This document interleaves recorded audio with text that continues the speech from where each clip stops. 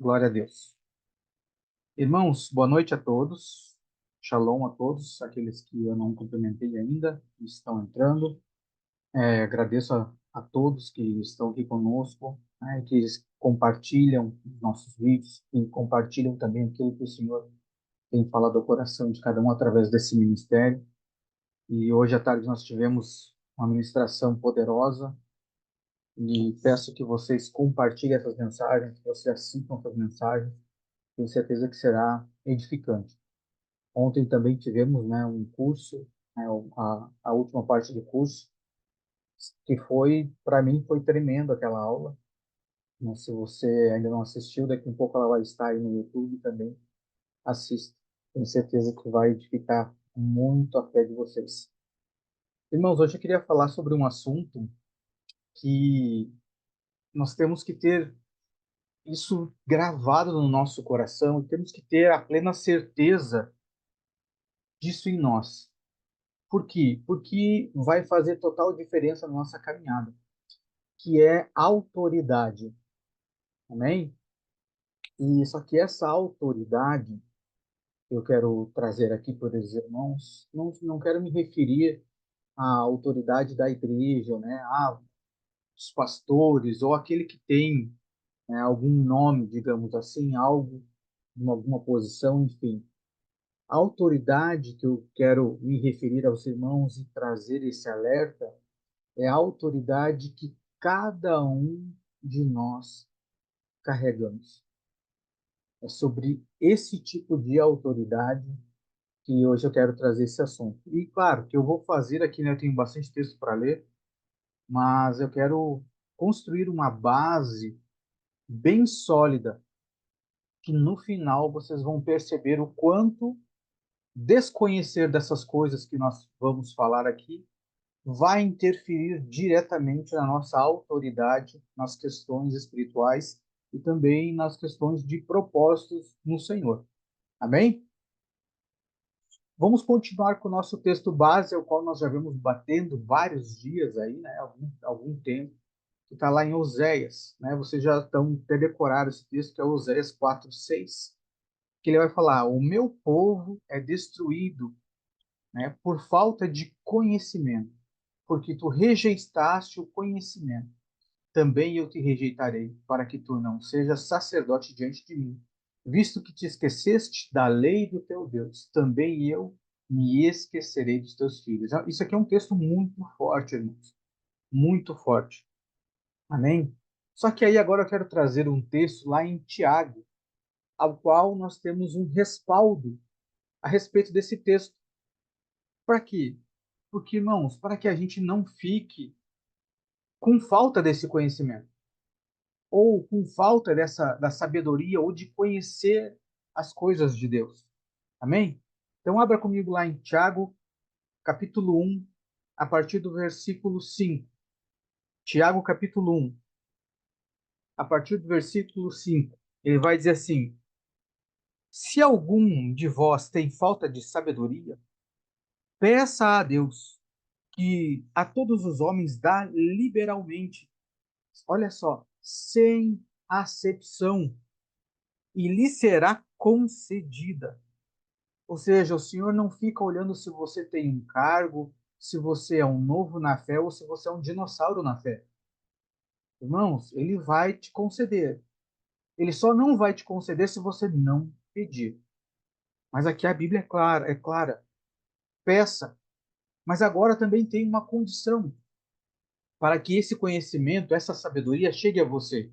No versículo 6 ele vai dizer assim: mas peça com fé, não hesitando, porque o que hesita é como a onda do mar, que é levada pelo vento e lançada de uma para outra parte.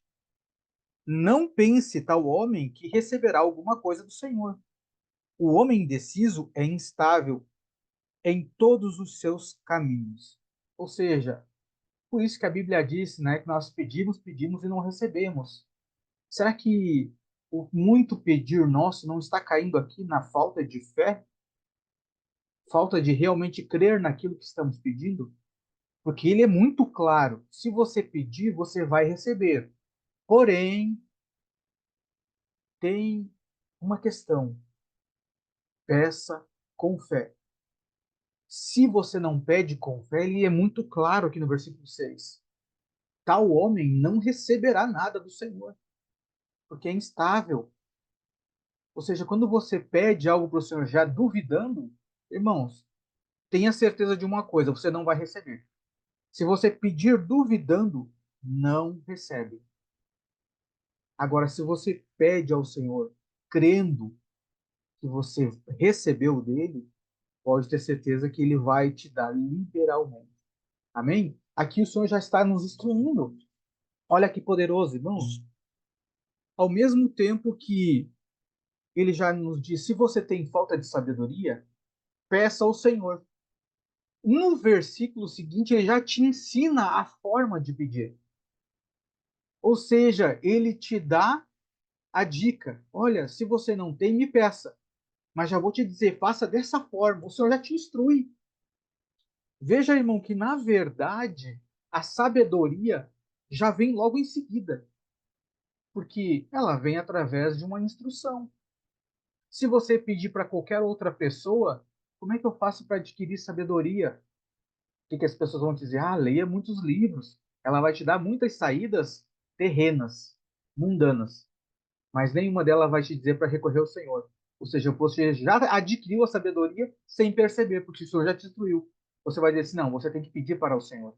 Ou seja, você é sábio. Já recebeu a sabedoria automática quando você pensou em pedir. Você pediu e ele já te instruiu. Agora nós vamos ler aqui uma sequência também de textos ao qual o apóstolo Paulo ele também vai estar instruindo ao que fazer. Abra sua Bíblia lá comigo em Romanos. Romanos capítulo 12. É um texto também que nós mencionamos muito aqui. E veja como é interessante isso aqui. O apóstolo Paulo, ele vai nos dar clareza de um padrão de comportamento, de um padrão de seguir essa vida com o Senhor. Irmãos, eu vejo que essa mudança de comportamento é a própria sabedoria, porque esse padrão de comportamento vai me conduzir para a eternidade. Ou seja, quem opta para viver as coisas para a eternidade é sábio, porque entre escolher a morte e a vida, quem escolhe a vida tem sabedoria. Sim ou não? Então observe aqui, ó, a partir do versículo 1 ele vai dizer assim: suplico-vos, pois, capítulo 12, versículo 1. Suplico-vos, pois, irmãos, pela misericórdia de Deus, de apresentardes os vossos corpos em sacrifício vivo, santo, agradável a Deus, que é o vosso culto racional. O que o apóstolo Paulo já está me ensinando? Opa, é um culto racional, eu tenho que agir com racionalidade, então não é emoção. E como é que a maioria dos crentes age? Pela emoção. Mas o apóstolo Paulo está nos ensinando, nos trazendo conhecimento e sabedoria, dizendo não é pela emoção. Quer cultuar a Deus? O que é esse culto a Deus? É o que ele falou antes. Seja um sacrifício vivo. O que era um sacrifício no Antigo Testamento? O sacrifício era um animal que morria para favor de outro. Hoje você não precisa morrer, mas você não deixa de ser um sacrifício, ou seja, você vive em favor do outro, do próximo. Isso é ser sábio. O apóstolo está nos ensinando. Isso é a forma correta de cultuar o Senhor. É eu, na minha mente, consciente, dizer assim: Senhor, eu quero me entregar ao Senhor para servir o próximo. Eu estou fazendo isso conscientemente. Eu não estou aqui com uma emoção, emotivo, não. Estou fazendo consciente. Eu estou me apresentando. E aí ele vai dizer assim, ó, e não seres conformados com este mundo, mas seres transformados pela renovação da vossa mente ou vosso entendimento, para que experimenteis qual é a boa, agradável e perfeita vontade de Deus. Ou seja, tem essa condição. Quer experimentar a boa, agradável e perfeita vontade do Senhor? Faça isso consciente. Não se conforme com as coisas do mundo. O que o apóstolo Paulo está dizendo? Ei, não viva pensando como o mundo pensa. Pense como o Senhor pensa. Ah, mas eu não sei fazer. Ele está nos ensinando. Ele já disse: se você tem falta de entendimento, de sabedoria, peça ao Senhor. Só que qual que é o problema, irmãos? O que que o crente costuma fazer? O crente, ele quer resposta pronta. Ele quer resposta pronta. E às vezes o Senhor, ele vai te dar o caminho. Ele vai te apontar o caminho. E aqui é isso que ele está fazendo, irmão. Quando o Senhor, quando a gente pede sabedoria, o que que você prefere? Você prefere ter a resposta para aquele problema em si, a saída daquela questão em si, ou você prefere ter o próprio Deus, a própria porção do Espírito dentro de você, ao qual contém toda a sabedoria de Deus? Então, às vezes você pede a resposta para uma questão, sendo que o Senhor derramou todo o seu Espírito em você. Você tem uma bomba atômica dentro de você. E aí você quer ficar brincando. Lembra na escola que a gente brincava aquelas espoletinhas, né? Jogava nos pés dos amigos, aquelas espoletinhas. Irmão, você tem uma bomba atômica dentro de você e você fica brincando com aquelas espoletinhas. Então, às vezes você quer sair, Senhor, eu tô com uma conta atrasada, eu tô com esse problema aqui, eu tô com essa enfermidade. Irmãos, você tem o Deus de cura, você tem o Deus provedor, você tem o Deus que criou todas as coisas dentro de você. E o Senhor está instruindo. Só que o que que a gente quer? A gente quer uma resposta pronta para aquela solução. E às vezes o Senhor está mostrando um caminho. Que caminho é esse? A renovação da nossa mente. E se você não quer ter mais esses problemas, vamos mudar de comportamento, que a mudança desse comportamento vai gerar novos resultados. O que os coaches costumam dizer? É que as mesmas atitudes não vão gerar os resultados diferentes. Da onde que eles tiram isso? Só ler a Bíblia. Só ler a Bíblia. Se você ler a Bíblia, você vai ver que com as mesmas atitudes, os resultados serão os mesmos. Agora, quando você observa aqui, quando você renova a sua mente, você, ao invés de apresentar o seu corpo para servir ao pecado, que vai gerar morte, se você apresentar o Senhor, cultuar ao Senhor, apresentando o seu corpo, você vai gerar vida, outro padrão de comportamento. E aí ele vai seguir dizendo assim, versículo 3: pois eu digo pela graça que me é dada, a cada homem dentre vós, não pense de si mesmo mais altamente do que deve pensar, senão que pense com sobriedade, segundo a medida da fé que Deus deu a cada um. Deus deu a cada um uma medida de fé. Você crê? Se você diz que você não tem fé ainda, irmão, é porque você não está lendo as Escrituras. Que a Bíblia diz que o Senhor deu uma medida de fé para cada um. Então você já tem. Porque assim como tem muitos membros em um corpo, e nem todos os membros têm a mesma função. Assim nós que somos muitos, somos um corpo em Cristo, um só corpo em Cristo, e cada um membros um dos outros. Então, tendo diferentes dons, segundo a graça que nos foi dada, se for profecia, profetizamos, segundo a medida de fé. Se é ministério, seja em ministrar. Se é ensinar, haja dedicação no ensinar. Ou o que exorta, na exortação. O que reparte, faça-o com simplicidade. O que governa, com diligência. O que demonstra misericórdia, com alegria. O que que é isso? Mudança de comportamento, mudança de mente, é sabedoria. É a sabedoria do alto. É a sabedoria de como viver nos tempos de hoje.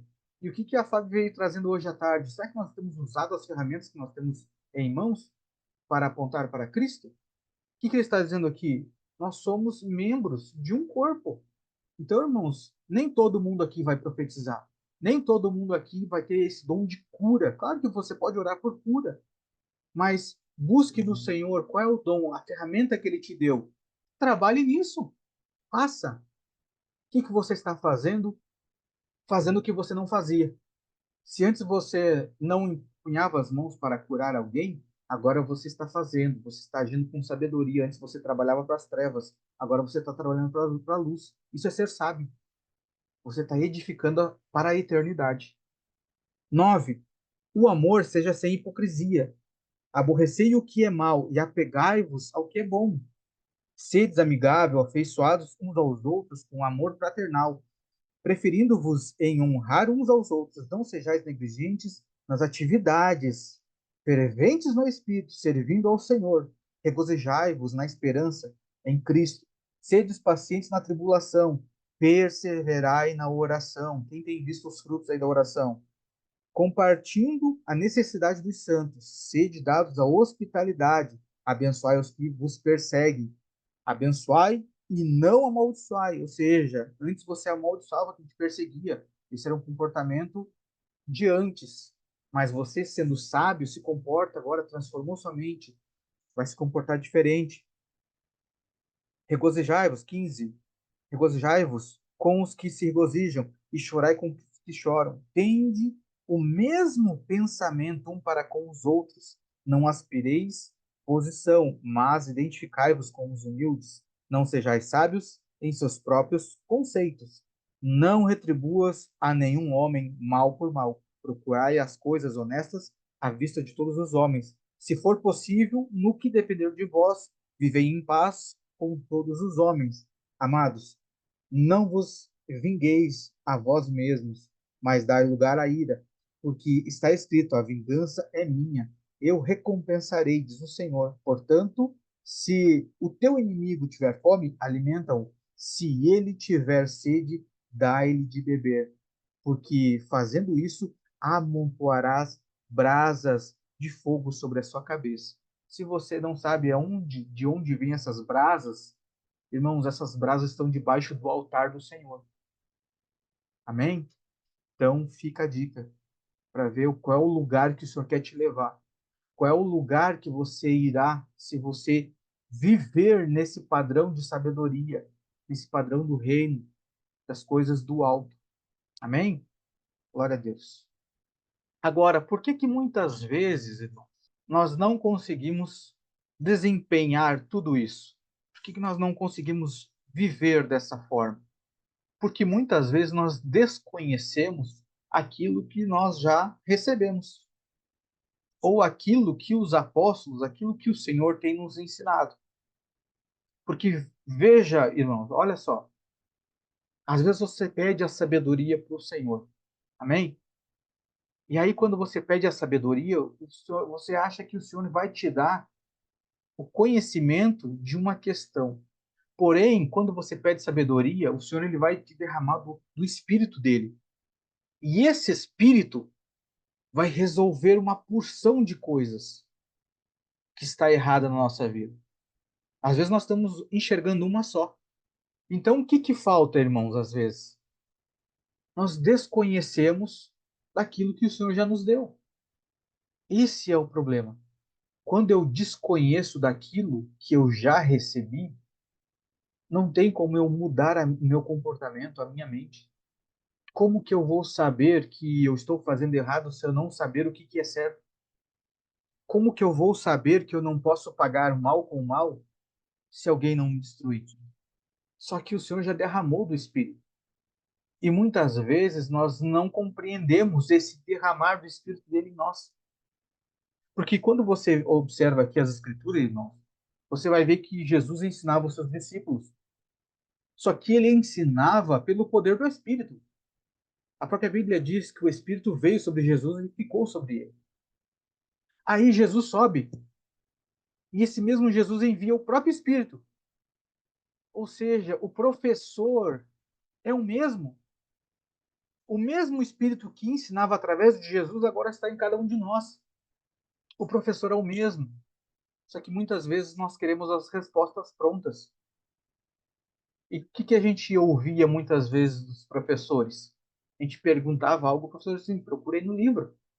Nós já estudamos essa matéria. Está ali, está no livro. E hoje, muitas vezes, o Espírito vai fazer isso. Está aí, está no livro. Só que se a gente não ler, não buscar, não pedir do Senhor, que o livro está aqui. Irmãos, isso aqui, ele é tão parecido com as coisas naturais, porque na escola você ganha um livro das matérias, mas se você lê muitas coisas você não compreende. Mas a professora está lá para te instruir, para te ensinar. Para dizer assim, não, isso aqui, se você não compreendeu, é assim, assim, assim. E aqui nas escrituras é a mesma coisa, irmãos. Se você não ler, a professora vai te instruir, vai te ensinar. Algumas coisas você vai gravar, mas outras você não vai pegar.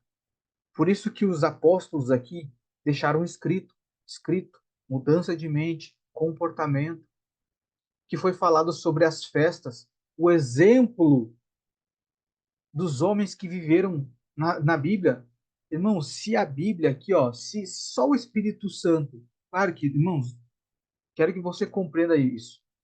Se as Escrituras não fosse necessária, é a mesma coisa que eu dizer então que os irmãos que vivenciaram, tudo que vivenciaram e foram escritos sobre eles, viveram em vão. Mas se o Senhor deixou as Escrituras é porque tem validade, porque tudo que foi escrito ali é para o nosso conhecimento, é sabedoria, e aquilo que a gente não conseguir compreender é só, como nós lemos lá em Tiago, pedir sabedoria para o Senhor. E o Senhor vai nos instruir. E os próprios apóstolos aqui vão trazer o conhecimento a nós, como o apóstolo Paulo no texto que nós lemos. A mudança de mente, mudança de comportamento. Amém? Vamos ler lá o texto? João 14, João 14, versículo 4. Ele vai dizer assim: E para onde eu vou, vós sabeis, e o caminho vós conheceis. Disse-lhe Tomé: Senhor, nós não sabemos para onde vais, e como nós podemos conhecer o caminho? Disse-lhe Jesus: Eu sou o caminho, a verdade e a vida. Ninguém vem ao Pai senão por mim. Irmãos, uma coisa tão simples. O Senhor disse assim: ó, vocês conhecem o caminho, vocês sabem para onde eu vou. Tomé disse assim: Não, Senhor, nós não sabemos para onde o Senhor vai. Nós não sabemos qual é o caminho. O que o Senhor fez? Respondeu, ensinou. O Senhor trouxe uma revelação para Tomé que a maioria das pessoas até hoje ainda desconhecem. Ele diz: Eu sou o caminho, eu sou a verdade e a vida. Ninguém vem ao Pai se não for por mim. Muitas pessoas, até os dias de hoje, tentam ir a Deus através de muitas coisas, mas não têm a revelação, o conhecimento, a sabedoria que o Senhor instruiu pelo Espírito Tomé, dizendo assim: não, você vai a Deus através de mim. Eu sou o caminho, eu sou a vida. Então o Senhor nunca nos deixa, irmãos, sem uma direção, sem o conhecimento, sem a instrução. E aí ele vai seguir dizendo ainda, olha só, 7. Se vós me conheceis, também conhecereis o meu Pai. E desde agora o conheceis, e o tendes visto. Disse-lhe Filipe: Senhor, mostra-nos o Pai, e isso nos é suficiente. Disse-lhe Jesus: Há tanto tempo que estou convosco, e ainda não me conheces, não conheces, Filipe? Quem tem visto a mim, tem visto o Pai. E como tu dizes, mostra-nos o Pai? O Senhor está revelando algo para ele, está ensinando, instruindo, dando sabedoria. Não crês tu que eu estou no Pai? E que o Pai está em mim? As palavras que eu vos digo, não as digo de mim mesmo, mas o Pai que permanece em mim, a quem faz as obras. Crede-me que estou no Pai, e o Pai em mim. Ou senão, crede-me por causa das obras em si. O que ele está dizendo assim? Ó, se você não crer que eu estou no Pai e o Pai em mim, então creia pelo menos pelas obras que estão sendo feitas em você mesmo. Ou seja, você mesmo é a prova de mim e do Pai. Por quê? Porque você está tendo uma mudança de vida. Então, se em algum momento você duvidar de Jesus ou do Pai, irmão, é só você olhar para si mesmo. Porque você não é o mesmo que você era ontem, anteontem. Essa obra está sendo feita na sua vida. Você é a prova viva do Filho e do Pai. Amém? Irmãos, isso aqui é sabedoria do alto. Peça e o Senhor te dará. Agora, se você não ler, não buscar, não se interessar por isso, isso vai interferir plenamente na sua autoridade para realizar as obras. Não que você não tenha, mas você deixa de realizar porque você acha que não tem, porque você desconhece. Amém? E ele segue aqui. Na verdade, eu vos digo: naquele que crê em mim, também farás as obras que eu faço, e farás maiores obras do que estas, porque eu vou para o Pai. E tudo quanto pedirdes em meu nome, eu farei, para que o Pai possa ser glorificado no Filho. Se pedirdes alguma coisa em meu nome, eu o farei. Olha isso aqui, irmãos. Lá em Tiago ele está dizendo assim, ó, se você tem falta de sabedoria, peça a Deus. E agora Jesus está dizendo assim, tudo que você pedir em meu nome, eu farei. Agora, como que você vai pedir se você desconhece dessas informações? Se você desconhece a obra que o Senhor está fazendo em você? Se você não crê? Por isso a importância de nós buscarmos, nós nos aprofundarmos no Senhor e crer nisso que nós estamos buscando. Porque, irmão, se realmente nós não tivermos uma fé sólida no Senhor, isso que nós estamos fazendo aqui é em vão. Se você não tem fé no Senhor, por que que você está aqui? Por que que nós fazemos essas reuniões? Por que que nós ministramos a palavra? Como é que eu vou pregar algo que eu não creio? Eu mesmo não creio. Por que nós estamos nos reunindo aqui à noite se nós não cremos no que estamos pregando? Não é mesmo? Agora, se você está aqui, está ouvindo, se você lê as Escrituras, no mínimo é porque você crê naquilo que você está lendo. Você crê que o Pai e o Filho são um. Sabe aquele. Tem um jargão que eles falam, tudo junto e misturado? É o que Jesus estava falando aqui. Eu e o Pai somos um, estamos tudo junto e misturado. E vocês estão juntos no bolo. Será que você tem fé suficiente para crer nisso? Você tem fé suficiente para crer que você já está no Pai? Será que você tem fé para isso? João 17, vamos avançar um pouquinho. João 17, a partir do 1. Essas palavras Jesus falou e levantou seus olhos ao céu e disse: Pai, é chegada a hora, glorifica o teu filho, para que também o teu filho te glorifique. Assim como lhe deste poder sobre toda a carne, para que dê vida eterna a todos o que lhe destes, esta é a vida eterna, que eles te conheçam, o único Deus verdadeiro, e Jesus Cristo, a quem enviaste. Eu glorifiquei-te na terra.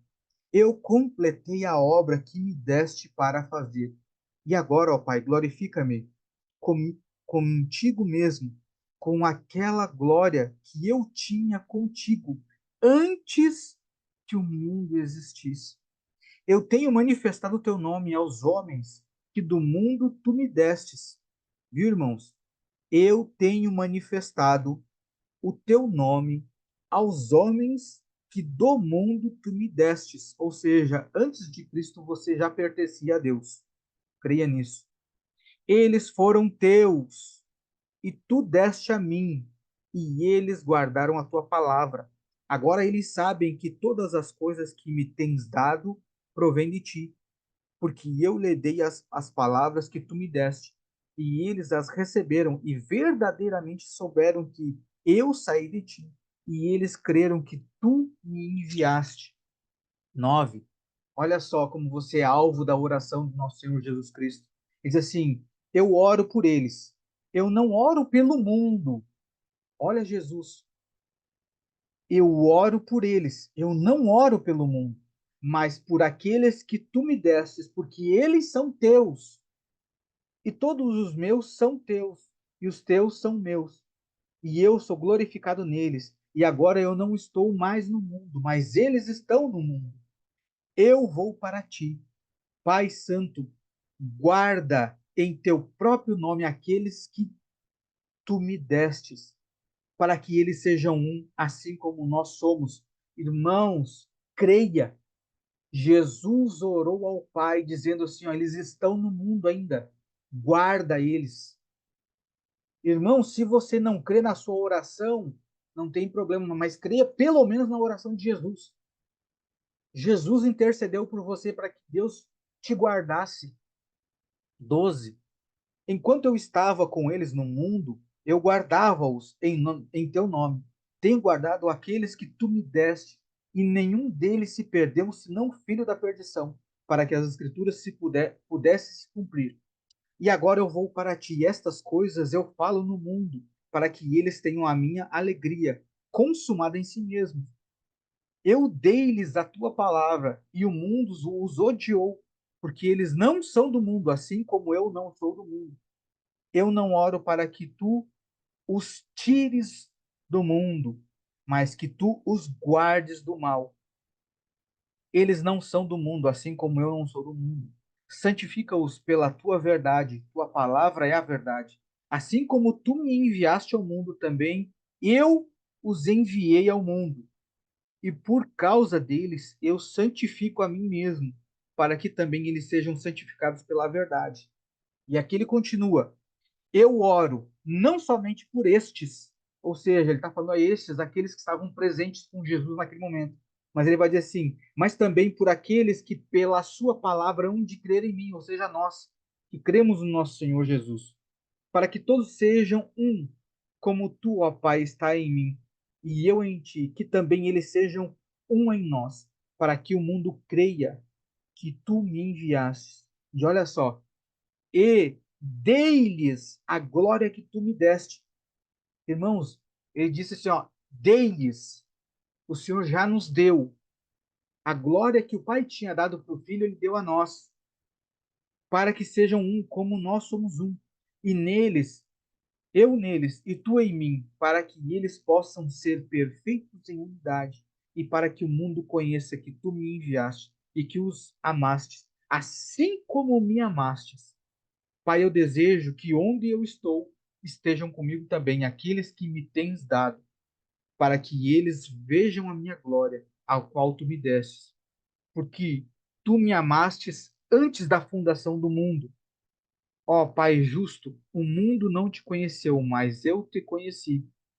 E estes conheceram que tu me enviaste.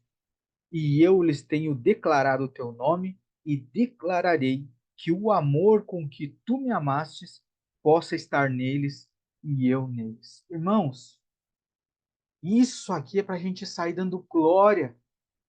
Nós já ficamos contentes quando nós somos alvos de oração de outras pessoas. A gente agradece. Ah, irmão, obrigado, irmão. Sei que você está orando por mim. Mas, irmão, o próprio Jesus orou e intercedeu por você. O próprio Senhor Jesus orou pela sua vida, intercedeu diretamente ao Pai. Aí vamos para Mateus, porque agora Mateus, o Senhor nos dá uma ordem. Por que que ele nos dá uma ordem? Porque toda a autoridade foi confiada a ele. E essa autoridade, essa glória, ele passa para nós.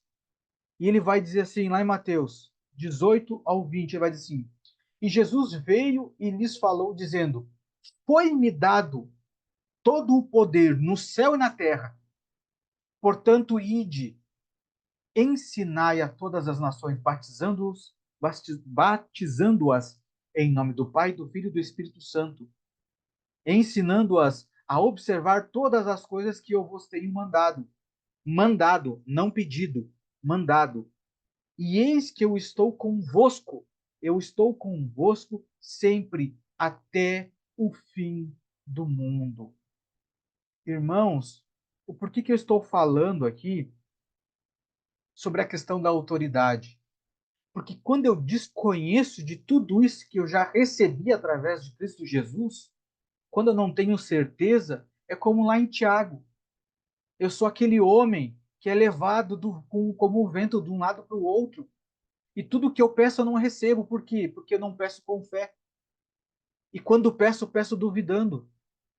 Agora, quando eu tenho essas certezas gravadas no meu coração, irmãos, eu vou fazer a obra crendo que aquele poder que estava em Cristo Jesus também está sobre mim, porque eu estou apenas obedecendo uma ordem do Senhor Jesus. Eu não tenho autoridade porque eu posso. Na verdade, eu só estou sendo obediente. E o que me acompanha nessa obediência é essa glória, essa autoridade de Jesus. Porque é esse Espírito que estava em Jesus que está em nós e que nos acompanha, porque é Ele que opera, é Ele que realiza as obras. Hoje à tarde, a Josi ministrou sobre Jonas. E se você esquadrinhar as escrituras quando ela fala sobre Jonas, você vai ver que o caminho da cidade era um caminho de 3 dias. Mas Jonas entrando na cidade, caminhando um dia e meio, ele não chegou a andar um terço da cidade. E aquele um terço que ele andou, que ele pregou, a cidade se converteu. Isso é o poder do Espírito, é a autoridade do Senhor. Então, irmãos, quando você vai fazer aquilo que o Senhor mandou você fazer, o que te acompanha é o poder do Espírito. Mas quando você desconhece, quando você duvida, como que essa autoridade será respeitada? Ela será colocada em xeque, porque você não tem discernimento, conhecimento daquilo que você carrega. Olha só, Marcos 11, Marcos 11, 28, ele vai dizer assim: E lhe disseram, com que autoridade tu faz estas coisas? Olha só, e quem te deu tal autoridade para fazer estas coisas? O que o Senhor Jesus podia dizer assim? Foi Deus. O que eles iam querer? Uma prova que Deus tinha dado. É ou não é? Mas como é que ele respondeu? Ele respondeu com sabedoria. Ele respondeu pelo Espírito. 29, ele disse, e Jesus respondendo disse-lhe, também eu vos farei uma pergunta, e respondei-me, e então vos direi com que autoridade eu faço essas coisas. O batismo de João era do céu ou dos homens? Respondei-me. E eles argumentavam entre si, dizendo, se dissermos do céu, ele nos dirá, por que então não crestes nele? Não acreditastes nele?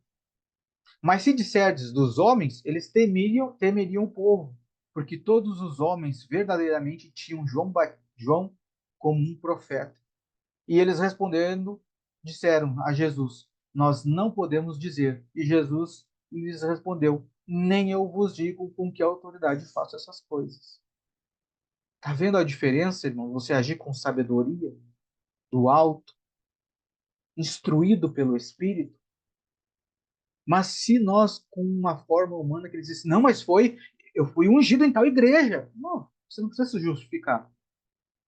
Busque sabedoria no Espírito, responda pelo Espírito, se o Espírito mandar você responder. Porque muitas vezes o silêncio será uma resposta. Agora você precisa conhecer o que você carrega. E lembra o que nós lemos lá em Tiago? Peça com fé.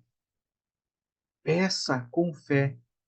Se você tem algumas questões, você carrega o próprio Deus, aquele Espírito que estava sobre Jesus, está sobre você. Irmãos, a Fábio aqui já trouxe até, já ministramos em algum ensino, que há as duas formas do Espírito em nós. Não sei se você já ouviu, se não ouviu, atente para isso. Você vai ver no finalzinho do capítulo de João e também em Atos dos Apóstolos. Quando você reconhece Jesus Cristo como Senhor e Salvador, você recebe o selo do Espírito Santo. O selo do Espírito Santo é o penhor, é a garantia da sua salvação. Porém, como em Atos 2, você também é batizado com o Espírito Santo, que é o Espírito de poder que vem sobre você. Esse Espírito que vem sobre você é o Espírito que te confere autoridade, é o Espírito que realiza as obras. E esse é o Espírito que está sobre nós. Qual é a diferença, irmão? Nem sempre ele está manifesto. Por quê? Porque na maioria das vezes nós damos vazão à carne. Quantas pessoas estão possuídas por demônio? Mas só quando você chama para a luz que o demônio se manifesta. Irmãos, o Espírito Santo, ele é cavalheiro, ele não vai forçar ninguém. Mas ele vai esperar você estar sempre atento à obediência a ele. Agora, quanto mais você der vazão para a carne, como é que o Espírito Santo vai operar através da sua vida? Por isso que nós precisamos buscar no Senhor esse conhecimento, essa sabedoria, e buscar nas Escrituras. Os apóstolos aqui estão nos dando, não só os apóstolos, os profetas, todos os homens da Bíblia, eles nos conduzem a um caminhar que aponta para Cristo, que é um comportamento perfeito. E você vai ver que o próprio Jesus agia pelo Espírito. Os profetas eram conduzidos pelo Espírito. Os apóstolos eram conduzidos pelo Espírito. Veja a diferença de Pedro antes de Atos 2 e depois. Então a obra do Espírito é poderosa. Por isso que nós precisamos compreender o que nós carregamos. Aí lembra que tem um texto lá em Mateus 17, vou até ler rapidinho para vocês. Olha só o que aconteceu. Mateus 17, capítulo, versículo 14, ele vai dizer assim, ó. E chegando a multidão, aproximou-se dele certo homem, ajoelhando-se diante dele, e disse: Senhor, tem misericórdia do meu filho, pois é lunático e padece muito, porque muitas vezes cai no fogo e muitas vezes na água. E eu o trouxe aos teus discípulos, mas não puderam curá-lo. E Jesus respondendo disse: Ó geração incrédula e perversa. Irmãos, veja que o Senhor Jesus coloca ali ó, a perversidade junto com incredulidade, ou seja, a minha falta de fé. Veja que a falta de fé está alinhada ali com a perversidade. Por que, que o Senhor falou sobre perversidade? Porque, irmão, o Senhor trata como perverso aquele que tem poder para realizar a obra e não realiza. Aquele que tem poder para libertar alguém e não faz. Amém? Ó geração incrédula e perversa, até quando estarei contigo? Até quando vos suportarei? Trazei-mo aqui. E respondeu Jesus ao demônio, que saiu dele. E desde aquela hora ficou o menino curado. Então os discípulos, aproximando-se de Jesus, em particular, disseram: Por que nós não podemos expulsá-lo? E Jesus disse-lhes: Por causa da vossa incredulidade. Pois na verdade eu vos digo que, se vós tiverdes fé como um grão de semente de mostarda, direis a esta montanha: remove-te daqui para aquele lugar, e será removido, e nada será impossível. Novamente o Senhor volta a falar agora da fé. Ou seja, a falta de fé complicou a autoridade deles na realização da obra. E aí nós voltamos lá para Tiago. Se algum de vós tem falta de sabedoria, peça a Deus, que a todos os homens dá liberalmente, sem acepção, e lhe será concedida. O 6, mas peça com fé, não hesitando. Porque o que hesita é como a onda do mar, que é levada pelo vento e lançada de uma para outra parte. Não pense tal homem que receberá alguma coisa do Senhor. Então, irmãos, quando eu não peço as coisas para o Senhor e quando eu desconheço daquilo que eu já recebi, que nós lemos os textos aqui, o Senhor já nos deu todas as coisas. Quando nós desconhecemos destas coisas, põe em xeque até mesmo a nossa autoridade para a realização das obras. Talvez seja por isso que nós não temos usado as ferramentas que temos para falar de Jesus, porque nós ainda temos dúvida daquilo que nós carregamos. Nós desconhecemos que nós já fomos alvo da oração de Jesus, do próprio Jesus. Nós desconhecemos que ele pediu para que o Pai nos guardasse, nos livrasse de todo o mal.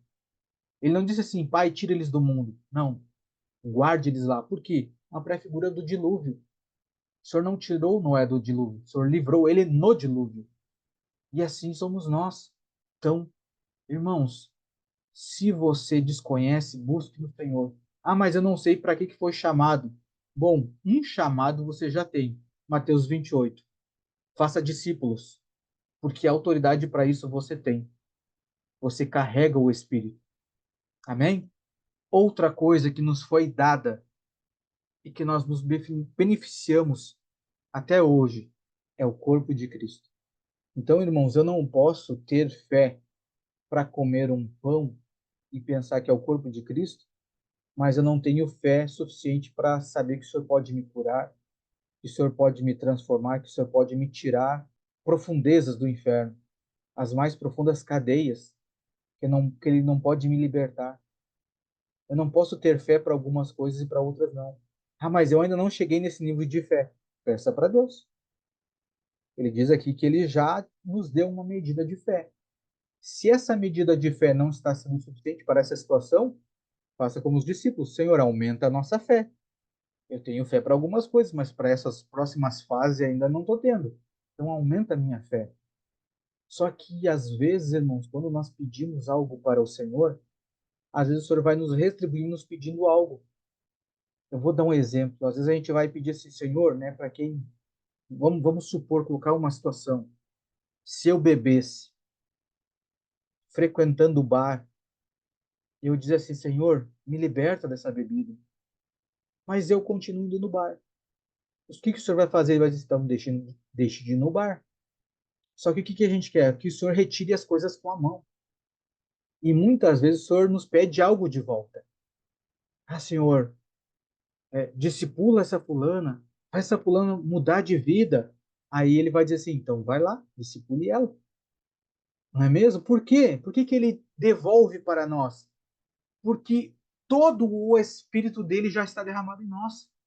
Pai, em nome de Jesus, eu quero apresentar aqui o pão simbolizando o corpo do teu Filho, nosso Senhor Jesus Cristo, ao qual o Senhor, pela sua misericórdia, o Senhor nos deu. Te agradeço, Pai, por este favor.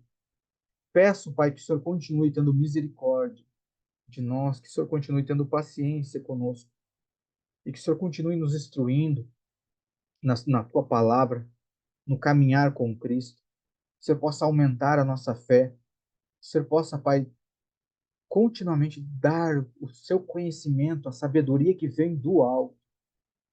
Que a gente nos ajuda, Pai, a não dar vazão para a carne, mas que a gente dê livre acesso à manifestação do teu Santo Espírito, para que toda aquela obra a qual o Senhor já escreveu desde antes da fundação do mundo, que ela possa se cumprir nesse tempo, Pai, sobre a vida de cada um. Eu te agradeço, Pai, pelo corpo de Cristo simbolizado nesse pão. Nós consagramos que ele continue, Pai, esse pão nos fortalecendo nesta caminhada para a honra e glória do Senhor Jesus. Amém? Podemos todos nós participar. Glória a Deus. Da mesma forma que nós participamos do corpo de Cristo, nós vamos participar do sangue, o sangue que nos comprou e que nos lava. Irmãos, não tem como eu participar do sangue de Jesus sem crer que eu já pertenço a Ele. Porque a Bíblia diz que foi por esse sangue. Esse sangue foi o preço pago pela minha vida. Então eu pertenço ao Senhor. Pai, em nome do Senhor Jesus, eu te agradeço, porque o Senhor nos comprou. O Senhor nos adquiriu por um alto preço. E te agradecemos pelo teu favor e pela vida de Cristo em nós. Que este sangue não fique parado em nós, mas que ele flua por todos aqueles que são teus aqui na terra, Pai, para a honra e glória do Senhor Jesus. Podemos participar. Amém? Aleluia. Aleluia. Glória a Deus. Irmão do Senhor, ele vai nos instruir dia após dia. Quem aqui entregou a sua vida para Jesus? Quem aqui entregou? Que vida que você entregou? Se você não tinha nenhuma. Que vida que você entregou? Você não tinha vida, você estava morto. Tudo fora de Deus é morte. A Bíblia não diz entregue a sua vida para Jesus. Ela diz que o Senhor nos adquiriu. Ele nos comprou. Você é dele. Você é propriedade do Altíssimo. Você não entrega nada. O que você pode dar a Deus que Deus já não nos deu primeiro? Agora, essa vida que Deus te deu, essa sim você pode entregar para Ele. Como o apóstolo Paulo falou em Romanos. Apresentai-vos vossos corpos como sacrifício vivo, santo e agradável a Deus, que é o vosso culto racional. Amém? Glória a Deus, meus irmãos. Era essa palavra que eu tinha para compartilhar com vocês. Amém?